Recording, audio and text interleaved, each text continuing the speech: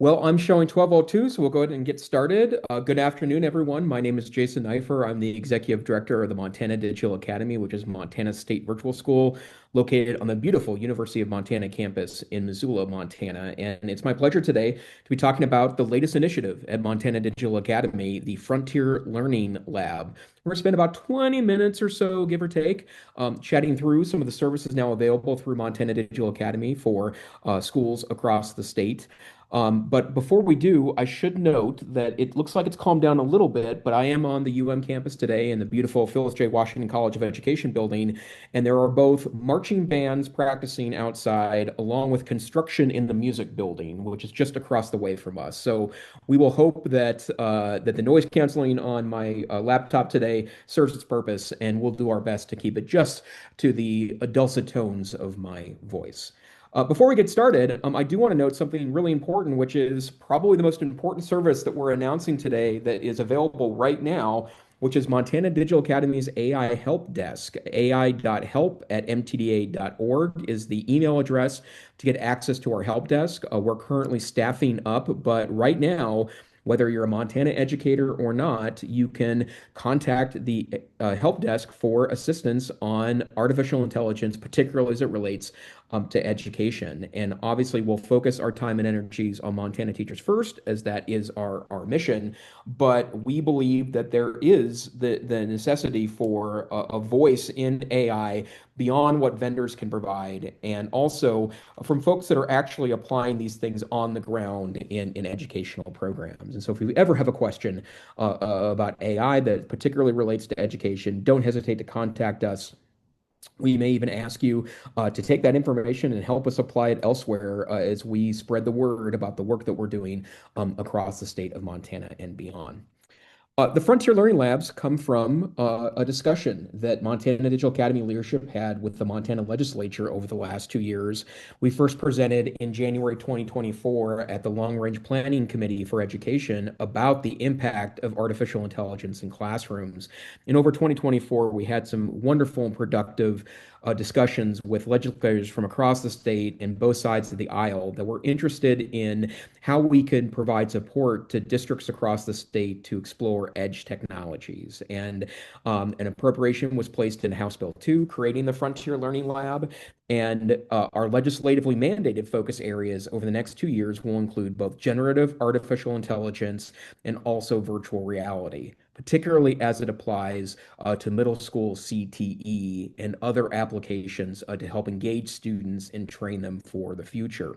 We're going to spin up most of our services initially in generative artificial intelligence, in part because MTDA now has about 2.5 years of experience doing that in some way, shape, or form across the state of Montana. In and out of Montana, we've given about 50 presentations on AI, including workshops and curriculum development seminars and instructional design seminars on utilizing AI. And we are so happy to have the resources to broaden our scope so that we can assist teachers and administrators and students and paraprofessionals and all those involved in K-12 education across the spectrum to assist us in that process. And we're just thrilled to be part of these conversations. Before I talk a little bit about the services that are going to be available through the Frontier Learning Lab, I want to talk a bit for a moment about why MTDA is going into this space. And I would be remiss if I didn't mention that we do have some folks on our staff, and I'm certainly one of them that's been somewhat enamored by generative artificial intelligence and really interested in the cross section between artificial intelligence and K-12 education. We have a very strong belief that we have a limited window to find a way to plug these technologies in smartly and appropriately in K-12 education, and that it's moving so fast that not every teacher, IT director, school administrator, school district has the time or wherewithal to keep track of these fast-moving technologies. And so MTDA is moving in this space in part because it's become a passion project for us, but also we believe that working together is an incredibly important part of the strategy that we all need to adopt to approach these fast-moving technologies with a sense of both adventure and also safety and security. There have been 100 studies and surveys released in the last 12 months that say somewhat the same thing. This is the most recent one I could find. It was released in July 2025. But this particular vendor is quoting a survey of 1,000 people. It's 333 educators, 333 parents, and 334 students asking about generative artificial intelligence in K-12 schools. And the results that we saw in this survey have been replicated over and over and over again. 67% of Americans, including 70% of educators, say that educators aren't ready for AI in the classroom. And I think that's a number that we're seeing that's replicated in discussions we're having with schools and trainings we're doing with school districts and schools across the state. 87% of those surveyed say that teaching AI literacy is important in schools. And to be very frank, I don't think we even have a really good definition yet of AI literacy and what that means. But that's one of the topics that we want to engage teachers and educators and students and parents on over our time implementing the lab. And then this is probably not a surprise either, but 89% of those surveyed in this particular survey focused on parents, teachers, and students worry about hacking, phishing, unsafe AI tools, or bias systems in schools. And the bottom line is that these technologies work so differently than everything else that we've tried to integrate or be thoughtful about in K-12 education, really since the advent of public education, that we need to give extra attention to these particular issues, but also set up teachers and students and parents for success so they can have these conversations with each other so that we can meaningfully think about the ways to evolve education to meet these challenges. We've talked for a long time at MTDA about how it's important to shift your mind when it comes to artificial intelligence. And one of the mistakes that I think is already being made in this space is that our students aren't seeing AI as a thought partner. They're seeing them as something to substitute their own thinking, which we find to be something very potentially dangerous, but more importantly, antithetical to what education is all about. And so we talk a lot philosophically at MTDA about a moving away from AI is artificial intelligence. Instead, think about it as augmented intelligence, because the bottom line is that while most of the AI models, including every single one available on your or your student's cell phone, will generate whatever you like and whenever you like, however you like, in some way, shape, or form. The bottom line is that it's not always the best to have it do the work for you. And instead, AI presents an extraordinary opportunity to provide a thought partner for every individual that wants to not only learn more deeply, create more impact with their learning, but also to work and change the way they engage with others or engage in the way they are productive. We are very inspired by Professor Ethan Mollick, who is a professor at the Wharton School. He wrote one of the only books written about AI in the last 3 years. It was relevant 10 minutes after it was published. It's a book called Cointelligence that he released in spring 2024. I strongly recommend, if you haven't read Cointelligence yet, there's probably a lot of great used copies available now on Amazon, so you can get it pretty cheaply or from your local library. But he talks about something that really is core to our philosophy at Montana Digital Academy, that the natural instinct amongst many managers is to fire people and save money if we can have AI step in and do some of these tasks. But he claims that companies that figure out how to use their newly productive workforce should be able to dominate any company that tries to keep their post-AI output the same as their pre-AI output, just with fewer people. And we think that actually applies pretty well to education, that schools that figure out how to use their newly productive teacher, administrator, support staff, and student workforce should be able to dominate. Well, I guess that's not good. Vastly outperform, to use an education, more friendly education phrase, any school that tries to keep their post-AI output the same as their pre-AI output, just with fewer people. And in fact, we strongly believe that AI can give superpowers to anyone utilizing it that doesn't compromise at all on critical thinking, that doesn't compromise at all on the human touch that we continue to believe, is such an important part of not only thinking and learning, but the formality of K-12 education. And I can think of no better metaphor for this than a study that was released in earlier this summer. It was in June, MIT released a study that looked at so-called cognitive debt when utilizing AI assistants. And I sometimes think this is the most obvious study ever because the results seem to confirm what we probably could have told you based on the study design. But they took three groups of individuals. They were all adults, everywhere from undergraduate students through professionals, and they divided them up into three different groups. The first group was given access to only paper and pencil. The second group was given access to Google. And the third group was given access to, I believe it was ChatGPT, a generative AI tool. And they were offered a variety of ACT prompts to write essays. And as it turns out, which is zero shock, the students that utilized no tools had more brain activity than those that used ChatGPT to write their essays. And the Google folks were somewhere in the middle. The students, or I'm sorry, the writers that utilized just their brain felt more ownership about the essay, were able to talk about the essay in greater detail after in an interview, whereas those who used ChatGPT to write the essay for them didn't at all. Now, I think that's the most obvious result from a study, right? That mimics what we would assume would happen in that particular scenario. A lot of people grasp on this study to say, oh no, ChatGPT rots your brain. We shouldn't let it anywhere in your classrooms. But a lot of the folks that made those claims didn't read the 200-page study. And in fact, in page around 140 or so, they brought back the brain only group back to the lab and let them rewrite their essays utilizing ChatGPT as a thought partner. And not only were the essays themselves better because of it in both subjective human measures and slightly more objective, that's up for debate, AI grading.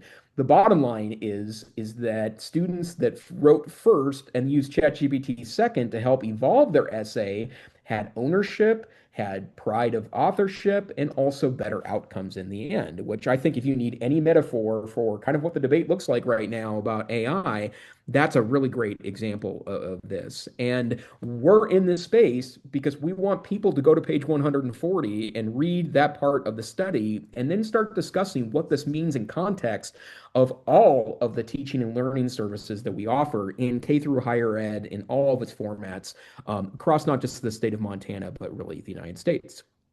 We need to find a way to move past the very damaging narrative about AI as cheating machine, not because students aren't cheating with it, because they are, and more importantly, not that we shouldn't call them out on it, we should, but we have to be very thoughtful about that and also be sure that we're building scaffolding to help our students understand why they shouldn't just have ChatGPT doing its homework.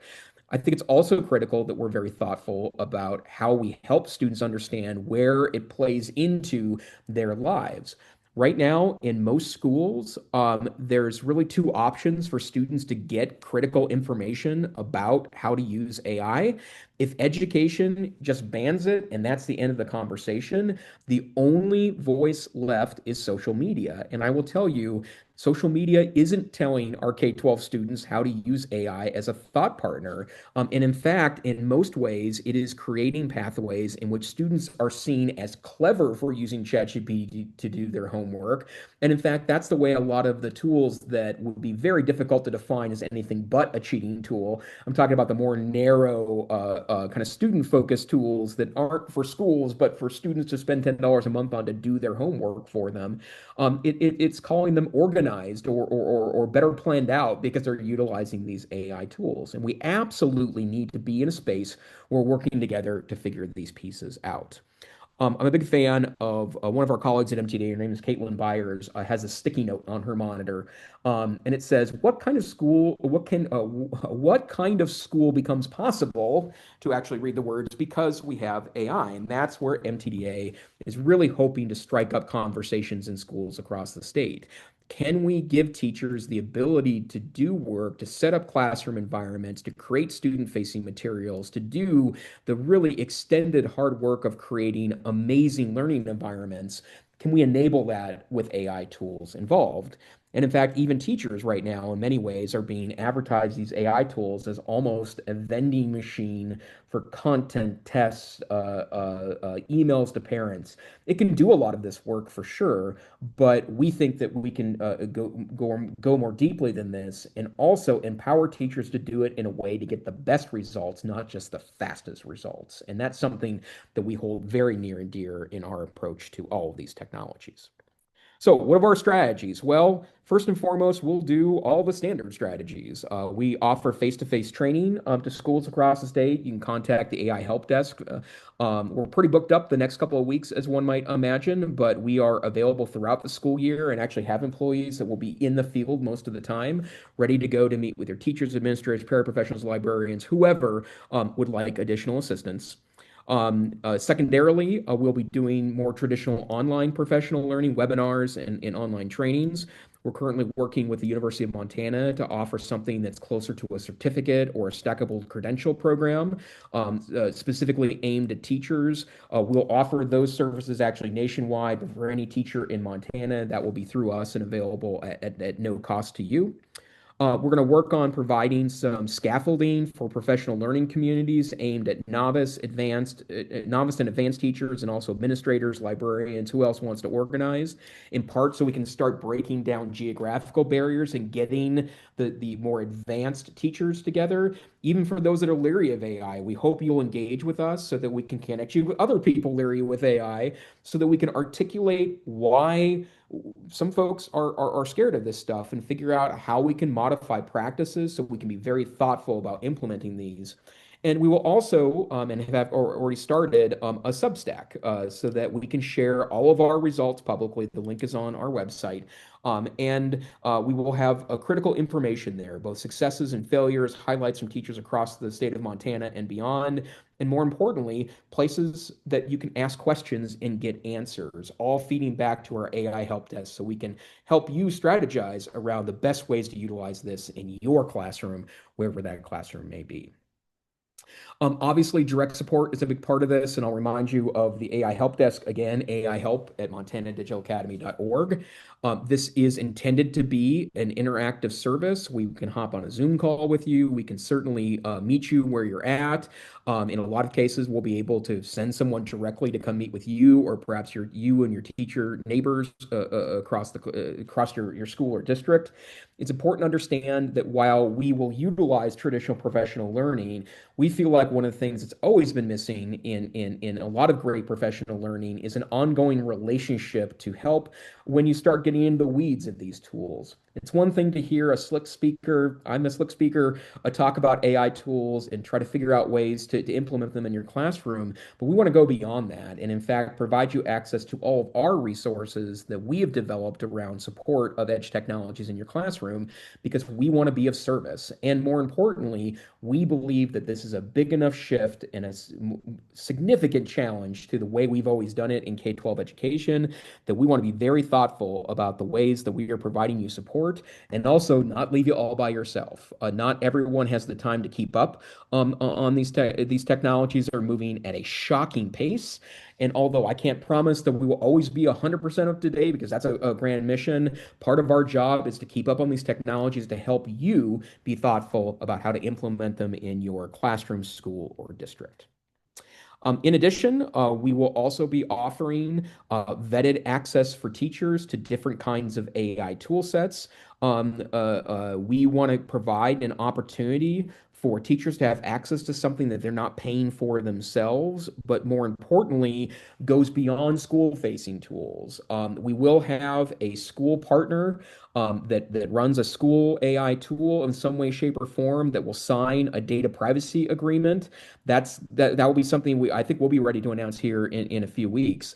But we will also give every teacher in the state access to another platform that's called Amplify, which is something that the University of Montana is working on. Amplify was developed by Vanderbilt University. They've released it as open source software. MTDA is working with the University of Montana that's using Amplify. This is a screenshot from the Amplify interface. Our technology partner there is Amazon Web Services, and we will provide every teacher in the state access to Amplify, which has access to all of the ChatGPT models and all of the Claude models and many open source models.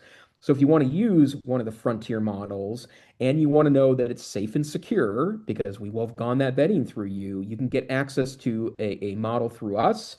And for right now, that's at no cost to teachers or schools across the state because we want to give you access to these great tools and see what you come up with. And then when you stumble onto something amazing, as you inevitably will, we want to share that out with other educators across the state and nation so we can start a buzz around the best ways to utilize these tools. We will also be putting together a consortium of vendors that you can get access to as a school at low or no cost. Our initial launch partners for fall 2025 include School AI, Scribble, TrueMark, Eddy Inc., Megaminds, Vocarium, and Quant Hub. I can barely tell you what some of these do, even though I've vetted through all of them as part of the RFP process, but we're working on marketing materials now so you know what all these tool sets do. And then we're working on pilot projects with schools across the state this school year to look at how we can apply these tools and start collecting data on which ones are most effective in use cases. One of these tools, Eddy, is a school office facing tool for schools that want to use AI to help plan things like grant applications and internal means for offices. So we can start that conversation on how to best support everyone that's working inside of a school district to help make the schools run. And then we will also continue to do what we've been doing over the last year, which is developing tool sets that we're going to release to teachers so that they can utilize any of the things we've developed internally for their own purposes. Probably our most famous and used one at this point is our Open MCQ tool, which writes multiple choice questions. Of course, that itself is not a particularly new concept. Any of the AI tools will do that for you, including all the school-facing tools. But the difference between this and other tools available is that we've trained ours on an open set of open access journals of which you can get a bibliography for, so you know where the information is coming from. And each question has a psychometric analysis that's attached to it. So you get more information and better outcomes because we've created a tool exactly for that purpose. And the link to that tool is available at our website or by contacting our AI help desk. And finally, we want to bring back a little bit of play in this stuff. Like, we get it. AI is scary stuff, and there's real risks here to teaching and learning that we want to be very thoughtful about. But as it turns out, AI can also be a lot of fun too. And AI and virtual reality and extended reality is very much something that we want to enact the ethic of play for. And it's as important for educators, administrators, paraprofessionals, librarians, business office managers to feel a sense of adventure with this as it is our students. And so we want to show that as much as absolutely possible. But yeah, I am really excited about that. And one of the ways that we will engage in play is to continue something we started in the 24-25 school year. The University of Montana provided some funding for us to run some AI play dates last year at the Phyllis J. Washington College of Education at the University of Montana. We're going to be running pop-up play dates across the state this year. We are currently in negotiation with a couple of places that will host the play date. And we just want to give teachers, administrators, paraprofessionals, professors, librarians, anyone involved in education in any way, shape, or form, a couple of hours to sit in a room with some fun nerds that can show you how to do some cool stuff with AI and then play with these tools. That's the part that we are most interested in. So I was supposed to keep it to 20 minutes. I only went 5 minutes over, so that's actually kind of a win for me. A reminder, AI help at montanadigitalacademy.org is our AI help desk. We're currently in the process of staffing up to have specific folks in our AI lab and then start in on our virtual reality programs and programming. Right now, if you contact the AI help desk, you'll get me. So luckily, I have some background in the space to be able to share. And I really want to thank you for spending 26 minutes with me today. So I'll cut it off here and then I will answer any questions that we have either in chat or you can come off microphone and ask.